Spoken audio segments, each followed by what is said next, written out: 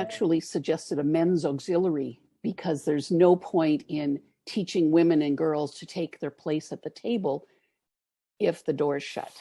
So a men's auxiliary would give women a chance to educate men who can then send out these ripples of empowering more women and teaching men to, sometimes there are a few men who need to change their attitude.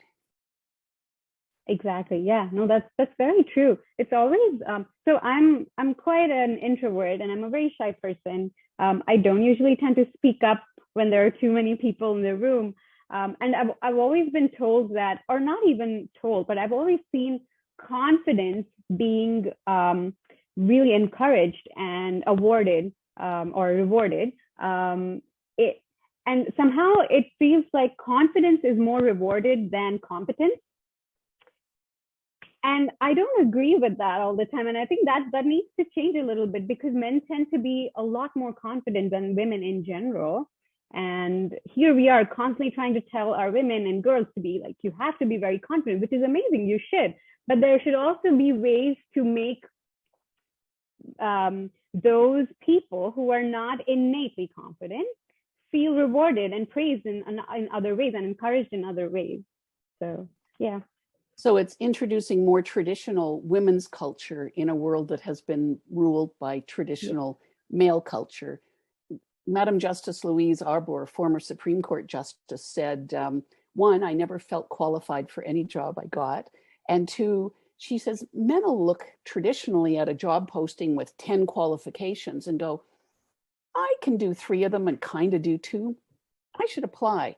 Yeah. Whereas women will look at them and say, I'm only really good in 8 of those, so I guess it's not for me. Yeah, that's the sad truth of how we are raised to a certain extent and how society tells us that, oh, you're still not good enough and you can do more. You should do more. It's interesting, Lorraine, because I feel like for women, it's always, they're constantly pitted against another man in the workplace or a coworker, and you always have to exceed that person to be able to be considered successful. I've heard that women will be truly equal when a mediocre woman has the same opportunities as a mediocre man. Agreed. Yeah. So what are your hopes for the future in the world? If you could change one big thing, what would you change? If I could change one big thing,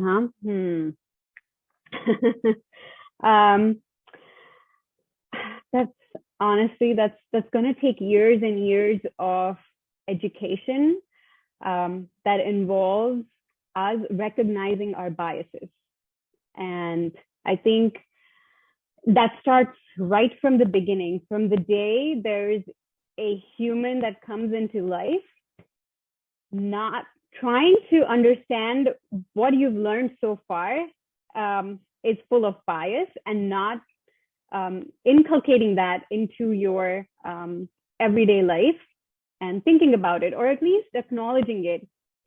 I think that's the first step, and everything else will eventually fall into place, because then there are these organizations like SCWIST that are doing their job in continuing this education and spreading this awareness and trying to keep everyone accountable.